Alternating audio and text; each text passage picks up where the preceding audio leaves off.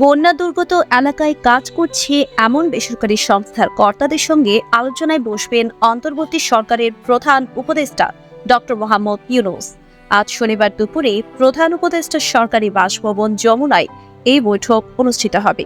প্রধান উপদেষ্টা press wing গণমাধ্যমকে এই তথ্য জানিয়েছে। ধারণা করা হচ্ছে কিভাবে করলে সহজে বেশি কাজ করা যায়, কোন কোন বিষয় এই মুহূর্তে জরুরি, সরকার তাদের সঙ্গে কিভাবে সমন্বয় করতে পারে, এইসব বিষয়ে আলোচনা হতে পারে। এদিকে বন্যায় ক্ষতিগ্রস্তদের জন্য প্রধান উপদেষ্টা ত্রাণ ও কল্যাণ তহবিল গঠন করা হয়েছে।